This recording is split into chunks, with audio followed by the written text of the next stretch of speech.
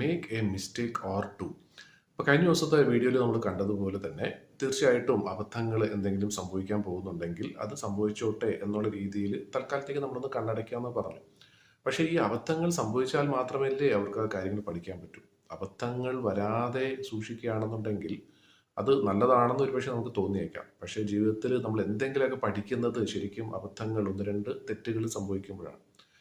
തെറ്റുകൾ സംഭവിക്കാതെ ജീവിക്കാനാണ് ഒട്ടുമിക്ക ആളുകളും ശ്രമിക്കുന്നത്. അതിൻ്റെ കാരണം വേറൊന്നുമല്ല, കുട്ടിക്കാലം മുതലേ നമ്മൾ പഠിച്ചു വരുന്ന ഒരു കാര്യം എന്ന് വെച്ചാൽ സ്കൂളുകളിലാണെങ്കിലും കോളേജിലാണെങ്കിലും വിദ്യാഭ്യാസ മേഖലയിലൊക്കെ പറയുന്ന ഒരു കാര്യം എന്ന് വെച്ചാൽ ഒരു കാരണവശാലും നമ്മൾ തോൽക്കരുത്. ഒരു ക്ലാസ്സിൽ നിന്നും മറ്റേ ക്ലാസ്സിലേക്ക് പോകുന്നതാണെങ്കിലും ക്ലാസ്സിലെ ഒരു ടെസ്റ്റ് നടത്തുകയാണെങ്കിലും എപ്പോഴും നമ്മൾ ജയിച്ചിരിക്കണം എന്നുള്ള ഒരു മെൻറ്റാലിറ്റിയാണ് അധ്യാപകരും നമ്മുടെ ഈ ഒരു സ്കൂൾ സിസ്റ്റം തന്നെ നമ്മളെ പഠിപ്പിക്കുന്നത്. അത് ചില രീതിയിൽ തെറ്റാണ്. കാരണം ജീവിതത്തിൽ പല കാര്യങ്ങളും നമ്മൾ പഠിക്കുന്നത് ശരിക്കും ചെറിയ തോൽവിയൊക്കെ സംഭവിക്കുമ്പോഴാണ്. അപ്പോൾ ഇവിടെ പറഞ്ഞു വരുന്നത് വേറൊന്നുമല്ല, നമ്മുടെ കൂടെയുള്ള വ്യക്തികൾ അവർക്കൊരു സിസ്റ്റം നമ്മൾ ഉണ്ടാക്കിയെടുക്കുക.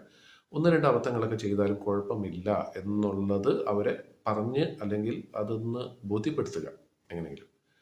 അല്ലെങ്കിൽ എന്താ പറ്റുകയെന്ന് പറഞ്ഞാൽ നമുക്ക് അറിയാവുന്ന കാര്യങ്ങൾ മാത്രമേ നമ്മൾ ചെയ്യുള്ളൂ. കൂടുതലായിട്ട് നമ്മളൊന്നും പഠിക്കുകയില്ല ജീവിതത്തിൽ.